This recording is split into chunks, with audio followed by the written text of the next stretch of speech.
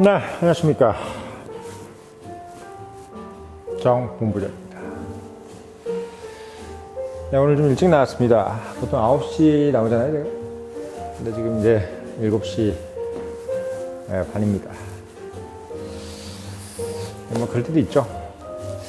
요즘 들어 좀 드는 생각이 있어요. 사실 뭐 직장 생활하면서 이제 드는 생각인데, 제가 이제 사실 뭐, 40살 이제 초중반 때, 2016년도인가요? 그때 이제 본부장이 말한다 시리즈를 쓰면서 여러 가지 이제 여러분들 젊은 친구들한테 이런 얘기를 좀 해줬으면 좋겠다, 뭐 이런 얘기들 많이 썼잖아요. 그리고 또 이제 그 30대 이럴 때 보면은 참 어떻게 보면은 이런 걸 좀 알았으면 좋겠구나 해서 들었던 어떤 멘토 같은 생각들, 이게 이제 30, 40대 참 이제 머릿속에 꽉 차 있었던 것 같아. 요즘 이제 이제 나이 50이 이제 제가 이제 51입니다, 지금. 한국 나이로. 드는 생각은 여러분들한테 이제 물론 멘토라 그래서 멘토라는 것은 이제 뭐랄까요, 동기부여하고는 틀린 거예요. 그러니까 30, 40대는 약간 여러분들 동기부여해 준다는 생각을 좀 많이 했었는데, 요즘 드는 생각은 정말 멘토구나 이런 생각이 좀 많이 듭니다. 왜냐면 20대 때 봤던 인생, 10대 때 봤던 인생은 정말 지금과 많이 다른 것 같아요, 확실히. 제가 이제 다른 사람들보다 인생을 좀 현실적으로 보고 어떻게 보면 꼼꼼하게 봐서 인생을 따박따박 좀 잘 살았다라는 생각을 많이 하면서 이제 어떻게 보면 지내왔는데, 요즘 들어 보는 생각이 무슨 생각이 드냐면, 좀 더 했어야 됐구나, 좀 더 냉정하고 객관적으로 살았어야 됐구나라는 생각이 들 정도로, 그렇게 후회하는 건 아닙니다. 근데 그렇게 들 정도로 50대가 되니까 무슨 생각이 드냐면, 그 현상이 바뀐 게 아니라 마음이 바뀌는 거예요, 마음이. 세상을 보는 눈이 좀 많이 바뀝니다. 60대가 되면 또 바뀌어요. 그러니까 여러분들이 이제 20대 때 30대 때 책을 보거나 이런 걸로 느꼈던 것들이 100% 맞을 수 없다는 것도 좀 가정을 하면서 살아야 됩니다. 그래서 제가 어떻게 보면 이런 얘기를 본부장이 말한다라든지 또는 어떤 영상을 이렇게 말씀드린 이유가 뭐냐면, 요즘 보니까 이제 동기부여 여러 가지 저도 좀 재밌게 보고 있어요. 뭐 현호진 씨 이런 분들 이제 하는 얘기들도 그렇고, 또 메가스터디 우리 저기 사장님 있잖아요, 유명하신 분. 그분이 또 한 얘기도 보고 뭐 많이 봅니다. 많이 보면서 느끼는 생각은, 그분들이 정말 얘기하는 것들을 여러분들이 정확하게 읽어내고 있는가 이런 생각이 좀 들어요. 그냥 그분들이 하는 맥락은 뭐냐면, 지금 세상이 바뀌고 있다, 그러니까 여러분들이 바뀌는 세상에 빨리 적응해야 된다, 막 이런 정도의 어떤 얘기들인데, 그 얘기들은 사실은 이전에 150년 전에 멘토들이라든지 저자들도 다 했던 얘기들이거든요. 그래서 여러분들이 그걸 과연 이해할 수 있을까, 이런 생각이 좀 문득 들었습니다. 그래서 더 어떻게 보면 여러분들한테 이런 현실적인 얘기를 좀 해드려야 되겠구나 이런 생각이 듭니다. 제가 어떻게 보면 지금 뭐 테슬라에서 뭐 최고 임원이다 이런 거 아니더라도 그게 별로 중요한 것 같지가 않아요, 제가 살아보니까. 옛날에는 사실 저희가 막 글로벌 기업에서 막 최고 총수가 되고 이런 걸 내가 되게 꿈꾸고 막 그랬었는데, 그러면 더 인생을 좀 살겠거니 이렇게 했는데, 보니까 그렇지 않은 것 같습니다.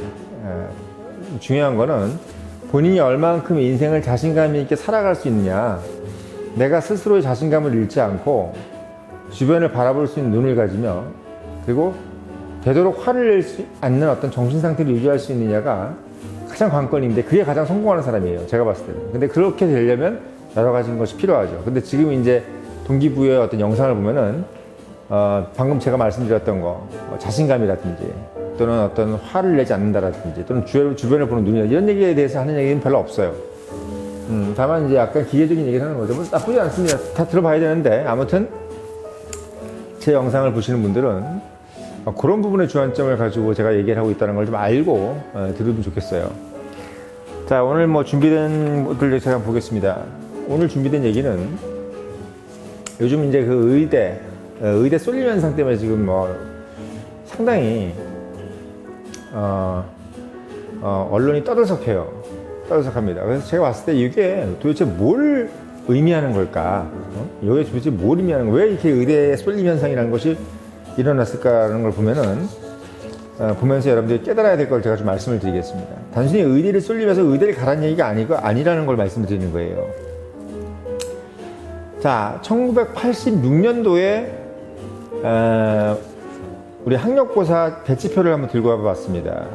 예, 지금 이제 왜 말씀을 드리냐면 요즘 이제 배치표를 쫙 보니까 자연계예요, 자연계. 그러니까 이제 순서가 이제 쫙 의대 순이에요. 의대 순. 서울대 의대, 연대 의대, 그 다음에 이제 뭐 카톨릭 의대, 그 다음에 뭐, 울산대 의대, 그 다음에 이제 고려대학교 의대, 뭐, 그 다음에 부산대, 경북대 의대, 뭐 이런 식으로 쭉 이렇게 의대로 쭉 내려오더라고요. 그 의대 다 끝난 다음에 이제 서울대 뭐 전자공학과 이런 식으로 가요. 그게 이제 요즘이죠. 그냥 제가 다 아는 얘기니까 말씀을 드립니다만은. 지금 이제 86년도 걸 한번 쭉 보니까 그때 이제 340점 만점이었습니다. 저도 학력고사 보고 들어온 세대예요. 340점 만점에서 1986년 학번, 6학번, 86학번들이죠. 이게 86학번들이 몇 점대를 맞고 들어왔는지 보니까 311점이 서울대 물리학과와 전자공학과입니다. 311점. 그리고 308점이 서울대 의대, 303점이 서울대 제어계측학과 전산미술학과, 전산과 미생물학과, 302점이 서울대 치의학과, 그 다음에 서울대 재료공학과, 기계공학과, 산업공학과. 그 다음에 296점이, 289점이 서울대 악대, 그 다음에 서울학원과 토목과입니다. 그 다음에 연대 의대 뭐 이렇게 진행돼요. 그 다음에 2008년 288점하고 279점대가 이제 쭉 내려가 이렇게 진행이 돼요. 그러니까 보니까 여러분들이 뭐 보시면서 이제 눈치를 채셨겠지만 의대에 쫙 나래비 되어 있는 지금하고 단 30년 전인가요? 지금 이제 30년 전, 40년 얼추 더 됐죠. 40좀 좀 모자른 시대를 보니까 이 40년 사이에 서울대 물리학과가 밑으로 떨어진 거예요. 연대 보면은 서울대 물리학과 다음이 서울대 의대입니다. 지금은 서울대 물리학과 연대 의대보다도 못한 게 아니라 부산대 의대보다도 못한 거예요. 예, 이렇게 얘기가 되는 겁니다. 상당히 좀 어떻게 보면 뭐 현실이 그런 거죠. 자, 그럼 이게 왜 이렇게 됐을까? 여러분들이 좀 말씀을 좀 드릴게요. 말씀을 좀 드릴게. 일단 제가 이제 표제 부분을 제가 이제 표제 이런 말씀을 드렸죠. 서울대 이제 우리가 영국 평가기관에서 뽑은 세계 의대 순위를 쫙 나열을 해놨습니다. 보면은 2022년에 영국 타임즈에서 이제 그 순위를 쫙 뽑았는데 1위가 이제 영국 옥스퍼드 대학 의대가 1등, 그다음에 영국 케임브리지가 2등, 3위가 미국 하버드 의대, 4위가 영국 임페리얼 칼리지 런던 의대, 5위가 중국 칭화대 의대, 이렇게 쭉 돼 있고, 6위가 이제 뭐 스탠포드 의대, 7위가 이제 캐나다 토론토대 의대, 쭉 되고 이제 뭐 연대 의대가 공교롭게 도 32위로 이제 국내에서 1등했고 서울대가 41위, 성균관대 의대가 82위였습니다. 지금 무슨 얘기를 제가 말씀을 드리는 거냐면 우리가 만약에 우리 한국에서 제일 잘하는 사람들이 머리가 제일 좋은 사람들이 의대에 다 몰려가지고 이렇게 돼 있다는 것은 뭘 의미하냐면 대한민국에서 제일 잘하는 사람들이 32위 등에서 41위 정도의 대학을 다니면서 그 위에 사람들한테 무릎을 꿇는다는 얘기하고 똑같은 얘기예요. 예, 왜냐면 외국은 의대를 가장 소위 얘기해서 그 인재라고 하는 최고 인재라고 하는 사람들이 의대를 가고 있지 않은 거잖아요. 그러니까 그들한테 외국에서의 어떤 하버드 의대라든지 옥스퍼드 의대는 아마 1순위가 아닐 수도 있어요. 1순위가 아닐 수도 있는데 우리가 지금 32등 하고 있다. 근데 그러면 그 사람들이 외국에 있는 최고급 인재들이 아닌데도 불구하고 우리가 32등 정도를 하고 있는데 최고급 우리는 최고급 인재가 들어가 있는 거야. 그러면 이제 우리가 어떻게 되는 거냐면 다른 뭐 전자공학과라든지 우리가 뭐 어떤 뭐 물리학과라든지 이런 데 들어가는 사람들은 어쨌든 여기에 의대라든 연대의대든 서울대든 들어가는 사람들보다 기초적인 학력이 떨어지는 거 아닙니까? 근데 그분들이 결국 모여 있으면서 공부를 한 분들이 과연 세계적인 어떤 공대라든지 물리학과라든지 이런 분들하고 경쟁을 했을 때 경쟁력이 있겠냔 말이지. 있겠냐 이런 생각이 드는 겁니다. 그래서 저는 무슨 생각이 드냐면 과연 왜 이렇게 됐을까? 왜 이렇게 됐을까를 곰곰이 한번 생각을 해봤어요. 그리고 이제 제가 느끼는 바를 말씀을 좀 드리면, 일단 이 의대에 쏠림 현상은 기본적으로 사회 자체가 가지고 있는 뭐랄까요, 우리가 소위해서 이제 예전에는 이 가치관이 바뀐 거예요. 그러니까 대한민국의 어떤 판이 바뀐 겁니다. 대한민국의 판이. 그러니까 의대 공화국이라는 것을 사실 저는 이런 시대가 올지도 몰랐습니다. 제가 이제 93년도 학번인데, 그때만 해도 이제 우리 학교도 의대가 아니라 건축학과가 1등을 한 적을 한 번 있었습니다. 근데 그걸 우리가 뭐 이상하게 생각하지 않았어요. 그냥 의대가 아니고 건축학과가 1등을 했었구나. 그리고 실제로 우리과 같은 경우도 의대를 포기하고 저희같이 연대전까지 와서 외무고시를 보기 위해서 학교 간 사람들이 있었고, 그 사람이 지금 이제 예전에 주미 대사를 했던 최영진 씨입니다. 이런 분들이 있었어요. 그러니까 지금은 생각하면 의대를 포기하고 정치외교학과에 가서 여기 외무고시를 봐서 주미 대사를 한다? 이런 생각을 하겠냐 이거죠. 그럼 왜 예전에 이런 생각을 했을 거고 지금은 안 하느냐? 첫째는 어떻게 보면은 우리가 사실 어떻게 보면 가지고 있는 생각 중에서 학교에 대한 어떤 인식이 상당히 도구적으로 변했다는 부분을 알 수 있어요. 예, 그러니까 90년대나 80년대 이럴 때만 해도 학교에 대한 생각은 약간 뭐냐면 지위에 대한 생각이었습니다. 어쩔 수 없죠. 스테이터스, 본인의 어떤 스테이터스, 그러니까 이런 부분이었는데, 지금은 내가 그러니까 스테이터스라는 건 뭐를 의미하냐면 내가 나와서 평생 이걸 가지고 돈을 번다는 개념보다는 내가 이런 정도의 사람이다 라는 정도의 어떤 인증인 거고, 이 학교가 예를 들면 내가 평생 나를 먹여 살려준다는 개념보다는 그냥 나는 이 학교를 나왔고 내가 졸업해서 어떻게 하는 것은 그때 가서 보는 거야. 나는 어떻게 보면 좀 약간 뭐랄까요, 도전적인 생각이 좀 있었던 것 같아요. 그러니까 내가 서울대를 나왔다 그래가지고 인생이 보장된다 그렇게 생각하지 않았어요. 저도 마찬가지로 그런 생각하지 않았습니다. 명문대를 나왔는데 인생이 보장된다 그렇게 생각하지 않았습니다. 명문대를 나왔다는 것은 그냥 내가 이런 정도의 학력을 가지고 있는 사람이야. 나는 어느 정도 젊었을 때 어쨌든 노력을 했어. 이런 정도의 생각인 거지. 내가 명문대를 나와서 인생이 보장되고 모든 것이 다 결정되는 걸로 생각하지 않았는데, 요즘 보니까 이제 어떤 생각이 드냐면, 어떻게 이미지가 바뀌냐면, 본인이 그냥 어떤 과를 가서 거기서 어떤 직업이 결정이 돼야만 직성이 풀리는 거예요. 그러니까 더 나아가서 뭘 노력을 하고 내가 어떤 직장에 들어가서 거기서 또 어떤 직장 3사들과 어떻게 옥신각신 뭘 해서 내가 거기서 뭘 좀 잘해야지, 이게 아니라 그냥 대학 입시 하나로 모든 걸 결정을 짓겠다는 생각을 하는 거예요. 예. 그리고 대학이라든 대학 입시든 아니면 무슨 행정고시든 모든 어떤 그런 걸로 그냥 인생을 그냥 딱 결정 지어버리겠다. 그 이상의 어떤 노력이나 이런 부분들은 굳이 거기에다 내가 인생을 걸거나 어떤 기회비용을 걸고 싶지 않겠다는 생각이 지금 유독히 나오고 있어요. 제가 봤을 땐 그렇습니다. 그래서 저는 우리가 이제 대한민국이라든지 어느 나라든 미국도 마찬가지고 일본도 그렇고 다 학벌에 대한 생각은 누구나 똑같아요. 영국도 마찬가지고. 이 학교에 대한 어떤 자부심이라는 것은 동서양이 똑같습니다. 동서양이 똑같은데, 한국은 지금 뭐가 더 추가되어 있냐면 학교로 밥을 먹고 살고, 그리고 그걸로 그냥 인생 전체를 끝내버리겠다는 생각이 너무 강한 거예요. 지금 제가 봤을 때는 너무 강해요. 그걸로 내가 아예 그냥 억대 연봉까지 정하고, 내가 학교 연봉을 다 정해야 되겠다, 얼마 버는 것까지 다 정해야 되겠다, 이런 생각을 하는 거예요. 그러니까 지금 보면 우리 예전에 요즘 이제 60대 70대들 이런 분들 보면 이제 자수성가에서 하시는 분들 보면은, 물론 서울대 나오신 분들도 있고 뭐 좋은 학교 나오신 분들도 있겠지만, 기본적으로 그들이 좋은 학교 나와서 성공했다 이 개념이 아니라, 그분들이 마인드는 뭐냐면 그냥 학교는 그냥 나온 거고 내가 열심히 해서 내가 밤잠 안 자고 직원들하고 이렇게 모여가지고 정말 죽을 똥 살 똥해서 한 거지, 학교는 그냥 별개의 문제야. 그건 별개의 문제입니다. 이렇게 생각하시는 분들이 태반입니다. 그게 우리가 생각하는 어떤 명문대에 대한 개념이야.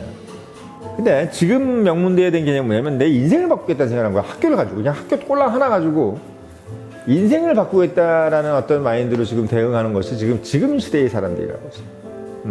지금 시대에. 어떻게 보면 참, 뭐, 인생 시기생활하는 걸 수도 있고, 야, 그게 지금 저희 세대가 봤을 때는 약간 좀, 야, 이거 진짜, 너무한 거 아니냐라는 생각이 들 정도로 안정지향적으로 가는 거 아니냐, 너무. 그러니까 어떠한 불확실성에서도 본인을 노출시키고 싶지 않은 거예요.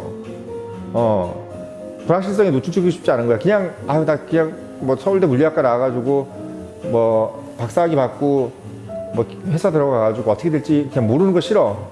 아, 나 이렇게 되는 거 싫어. 그냥 삼성전자 가서 내가 뭐 또 어떤 사람들하고 끼어가지고 뭐 인간관계 때문에 회사 그만둘지도 모르는 상황이 싫어. 그냥 누구랑 옥신각신하고 이런 거 다 그냥 머릿속에 연상하는 거 싫고 그냥 서울대 의대를 가서 쭉 그냥 어떻게든 간에 뭐 의사 가운 입고 어떻게 예상이 되는 거 내가 상상이 되는 것들만 받아들이고 싶어 라는 생각이 큰 거예요. 저는 이 부분에서 이게 옳다 그르다라는 걸 말씀을 드리는 게 아니라 그냥 그렇다는 거예요. 네. 지금 젊은 친구들이 어떻게 보면 그만큼 상당히 뭐냐면 데카르트적인 사고방식을 갖고 있는 거죠. 데카르트적인 사고방식. 그러니까 제가 저번에도 말씀드렸죠. 합리주의적 사고방식. 그러니까 지금 내가 20대인데 지금부터 막 알파고처럼 딥마인딩을 막 해보니까 머리가 좋잖아요, 요즘 친구들이. 그러니까 내가 20대 때 이렇게 되고 30대 때 40대 때 이렇게 되겠다 50대 60대 이렇게 되겠다 이걸 자꾸 이제 연상시켜서 유추해서 가는 겁니다.